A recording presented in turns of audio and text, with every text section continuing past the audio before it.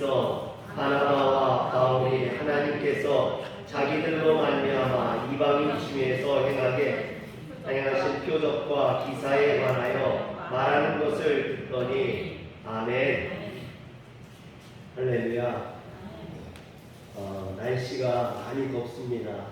우리 성도님들 움직이기만 해도 땀이 나고 힘이 듭니다. 이런 무덥고 힘든 날씨에도 이렇게 은혜 받으러 이 자리에 오신 모든 성도님들에게 하나님의 은혜가 충만하게 임하시고 또한 건강의 축복이 임하시기를 주의 이름으로 축원합니다. 그래서 제가 오늘은 되도록 빨리 끝내드리려고 노력을 해요. 찬양도 보통 한 번 하고 또 하고 그러는데 오늘은 제가 많이 참고 있습니다. 우리 성도님들 덥고 힘든데 우리가 빨리 은혜 받고 또 쉬었으면 하는 바람이 있습니다. 이방인의 할례 문제를 가지고 예루살렘 모교회를 찾아온 바울과 바나바가 이제 그곳에서 환영을 받고 그들에게 하나님의 역사가 그들을 통해서 어떻게 역사되는지 하나님이 자기들과 함께 계셔 행하신 모든 일을 증언했습니다. 그런데 이렇게만 보면은 마치 바울과 바나바가 간증을 하는 은혜로운 집회처럼 보이는데 5절 말씀에 보면 바리새파 중에 어떤 믿는 사람들이 일어나 말하되 이방인에게 할례를 행하고 모세의 율법을 지키라 명하는 것이 마땅하다 하니라 하겠습니다. 바울과 바나바가 말하고 있는데 일단의 사람들이 일어나서 그 말을 끊고 이방인들에게도 할례를 행하고 율법을 지키게 해야 된다라고 소리 질렀다라는 거죠. 여기에서 일어나다라는 말이 있는데 이 일어나다라는 말은 엑사시스템이라는 말로 벌떡 일어나다라는 뜻으로 돌발적인 행동, 어떤 과격한 행동을 나타내는 의미예요. 그러니까 지금 바울과 바나바가 이방에서 하나님의 역사가 어떻게 진행되었는지를 간증을 하고 있는데 중간에 사람들이 막 일어나서 소리 지르고 그 간증을 못하게 끊었다라는 겁니다. 즉 바리새파 중에 믿는 어떤 사람들이 바울 일행이 이방인들의 외심을 보고하는 것을 더 이상 참지 못하고 이런 돌발적인 행동을 했다라는 거죠. 그런데 이렇게 주장한 사람들이 한둘이 아니라는 거예요. 여러 명이 바울과 바나바의 이런 간증을 막았다라는 것이죠. 그래서 이방인들에게 할례를 행해야 된다고 주장하는 사람들과 또 그것을 반대하는 사람들 간에 논쟁이 벌어진 겁니다. 지금 안디옥 교회에도 그 문제 때문에 지금 바울과 바나바가 예루살렘 모교회로 왔는데 예루살렘 모교회 안에서도 지금 할례를 찬성하는 쪽과 반대하는 사람들 간에 논쟁이 벌어지니까 이걸 그냥 놔뒀다가는 교회가 분열될 것 같으니까 그래서 사도들과 장로들이 예루살렘 제1차 공의회를 서둘러서 소집을 한 거죠. 그래서 모두 모이라 해서 이것에 대해서 허심탄회하게 논의를 하게 된 겁니다.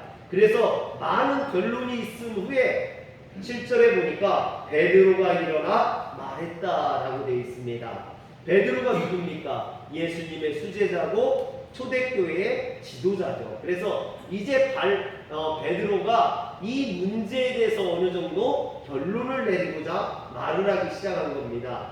베드로는 자신이 성령님의 인도하심에 따라 가이사랴로 가서 이방인 백부장 고넬료와 그의 가족들에게 복음을 전할 때 그들에게 성령님이 임하심을 직접 경험하고 그것을 봤었다라는 거죠.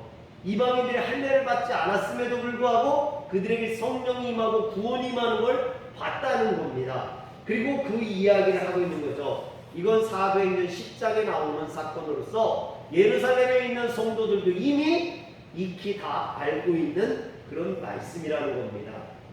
그런데 베드로가 자신의 말에 결론을 맺으면서 11절에 보니까 그러나 우리는 그들이 우리와 동일하게 주 예수의 은혜로 구원받은 줄을 믿노라 하니라 그랬어요.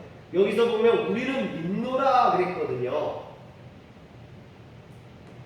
여기에서 우리는 누구냐? 지난번에 이야기했죠. 여기서 우리는 바로 그것을 경험한 이방인들에게 복음이 역사하고 구원의 역사가 임하는 것을 경험했던 베드로와 바울과 바나바다라고 이야기를 했습니다. 그리고 12절에 보면 온 무리가 가만히 있어 바나바와 바울이 하나님께서 자기들로 말미암아 이방인 중에서 행하신 표적과 기사에 관하여 말하는 것을 듣더니 했습니다. 즉 예루살렘 공회에 모인 모든 사람들에게 바울과 바나바가 말하기 시작했고 그들의 이야기를 그곳에 모인 모든 사람들이 들었다라는 겁니다. 그런데 여기서 우리가 주목해야 되는 것은요, 12절의 첫 부분인 온 무리가 가만히 있어 이 말이에요.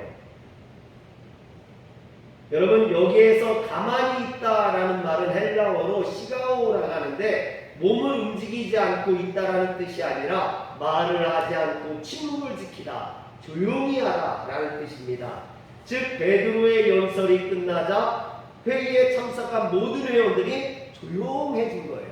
그동안 막 논쟁하고 서로 싸우고 다투던 이 예루살렘 모교회 사람들이 다 같이 조용해지고, 그리고 이제 바울과 바나바가 자신의 간증을 하기, 선교에 보고를 하기 시작한 겁니다.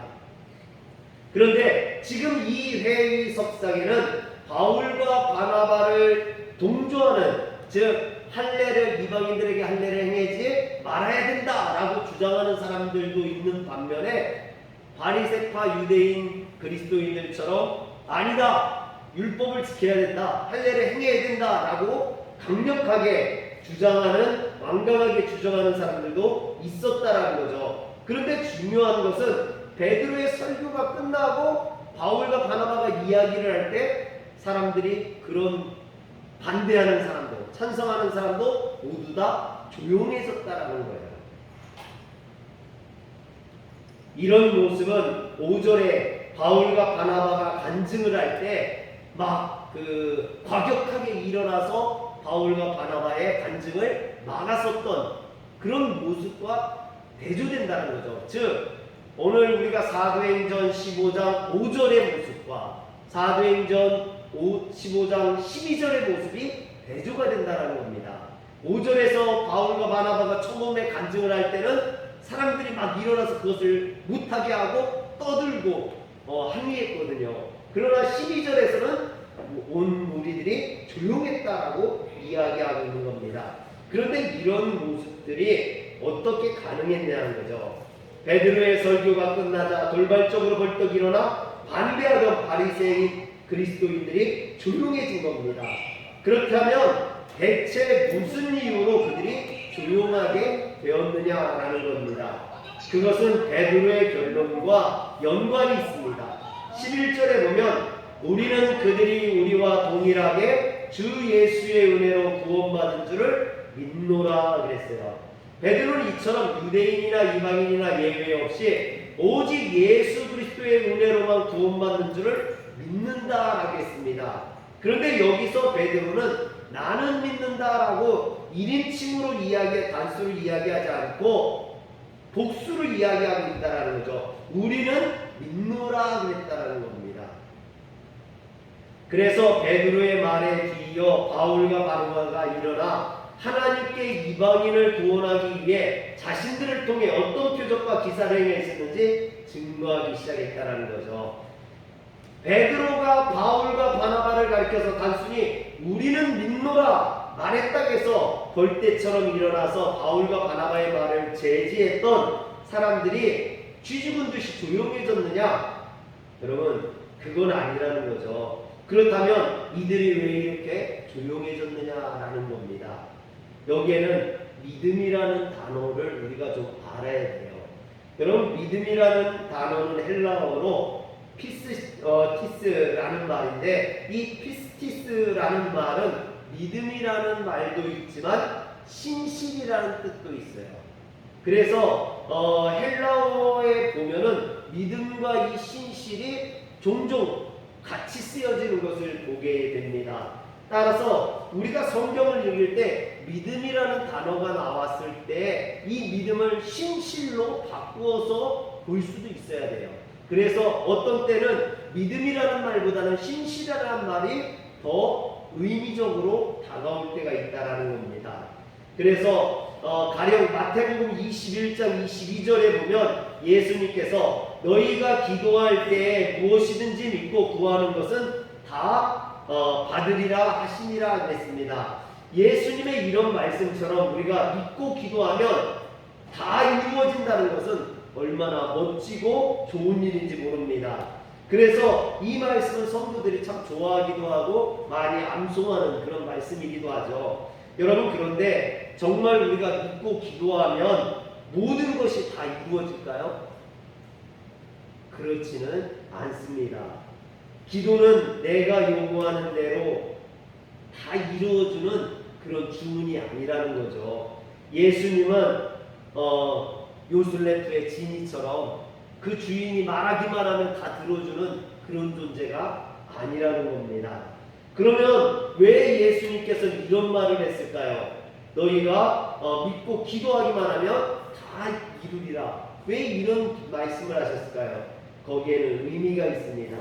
이 믿음이라는 말을 여기서 믿고 구하는 것을 이라는 말을 신실이라는 말로 바꾸어 보면 된다라는 거죠. 너희가 기도할 때 신실하고 구하는 것은 다 받으리라 라는 뜻이 됩니다. 주님 안에서 신실한 그리스도인들은 헛것을 구하지 않기 때문이죠.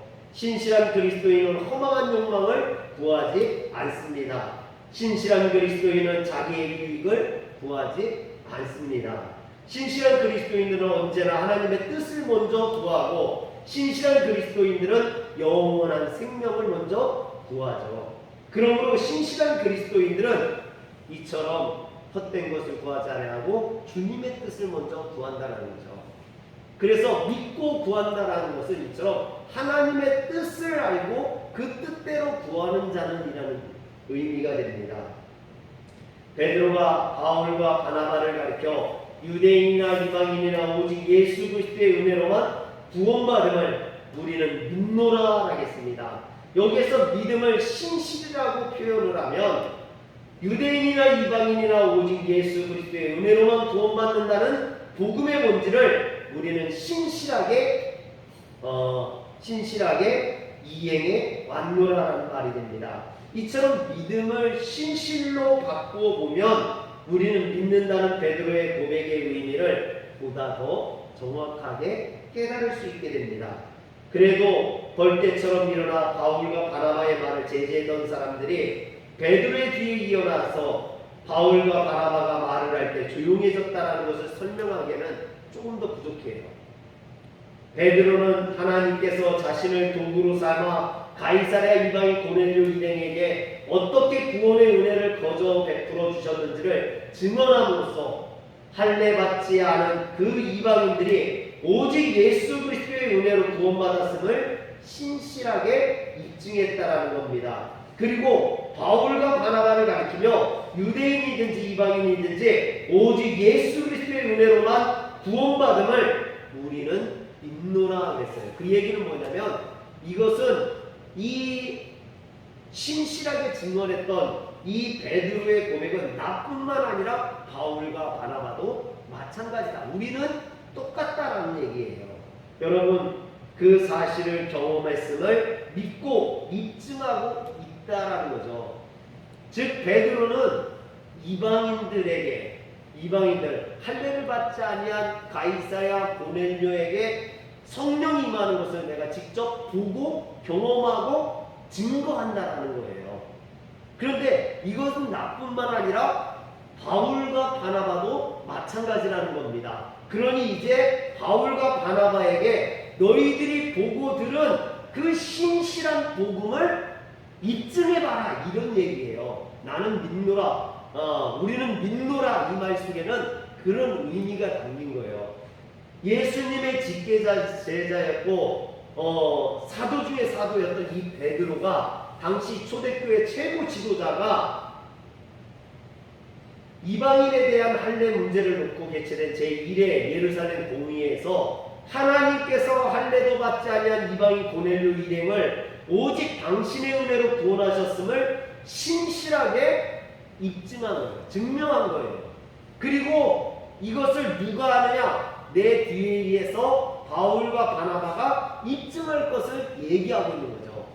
그렇기 때문에 다른 사람들이 말하지 못했던 거예요. 지금 베드로가 하나님의 사역을, 하나님의 그 역사를 입증하는 이 자리에 누가 토를 달고 누가 반대할 수 있겠느냐라는 거죠. 사람의 일이라면 여러분, 나의 뜻대로 되지 않으면, 내 마음에 들지 않으면 항의할 수도 있고 대들 수도 있고 싸울 수도 있어요. 여러분, 인간이기 때문에 그럴 수 있습니다.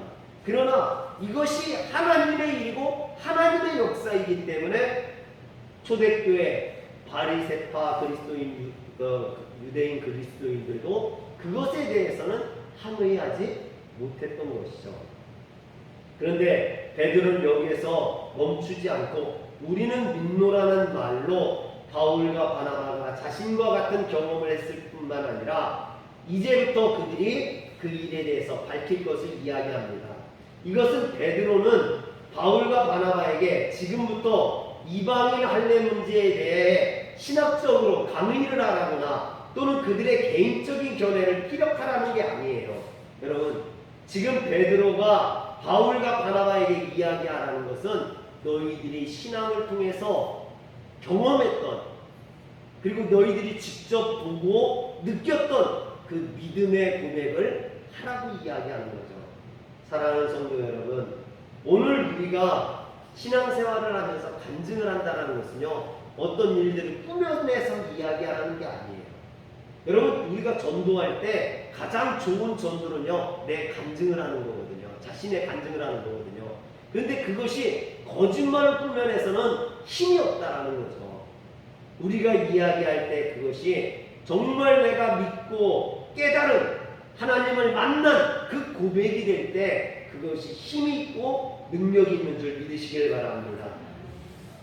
그래서 5절에서 벌떼처럼 일어나 바울과 바나바의 말을 제지했던 그런 바리새파 유대인들이 이제는 12절에 바울과 바나바가 이야기할 때 그들이 쥐죽은 듯이 조용히 그들의 말을 경청할 수밖에 없었다라는 겁니다.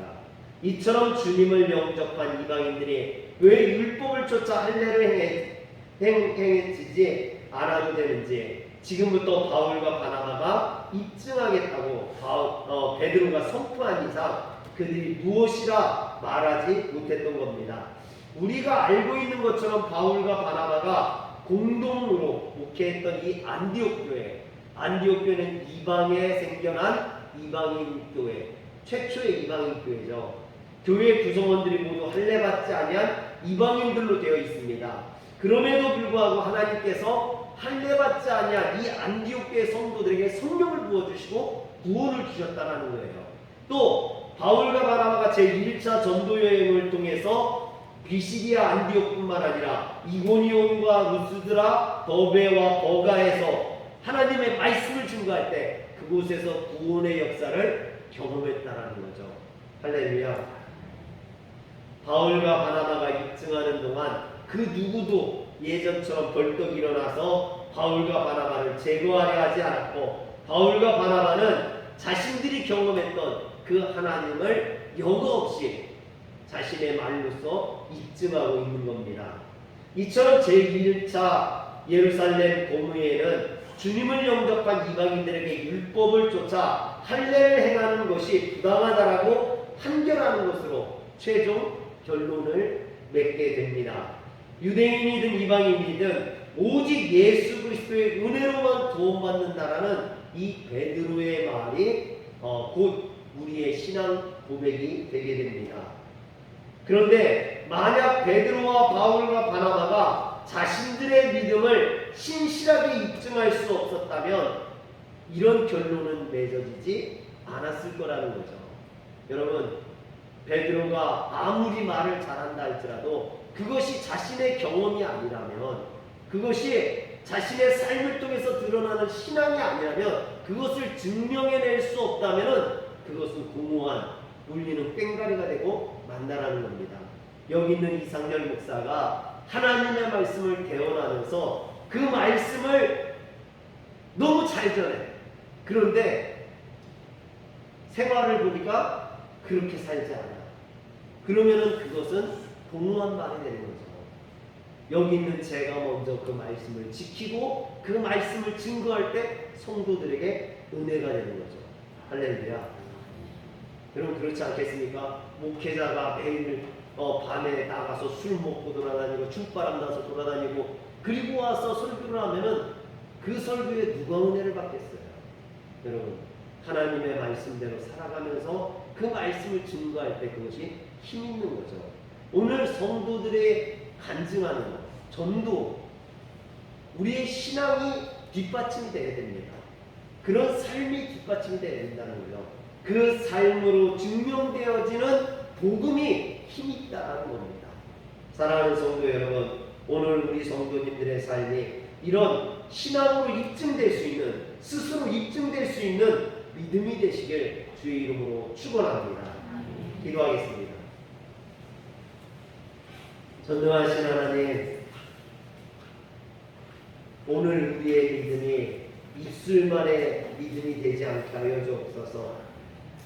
입술로는 거룩한 척 신앙생활을 혼자다 하는 것처럼 말을 하지만 정작 신앙은 증명되어지지 못하는, 내 삶으로 드러나지 못하는 그런 연약한 신앙이 되지 않게 하여 주옵소서.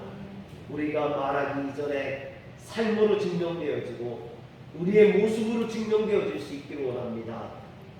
오늘 하나님의 말씀을 내가 붙들게 하시고 그 말씀을 붙들고 살아갈 때 힘 있는, 능력 있는 성도의 삶이 되게 하여 주시옵소서.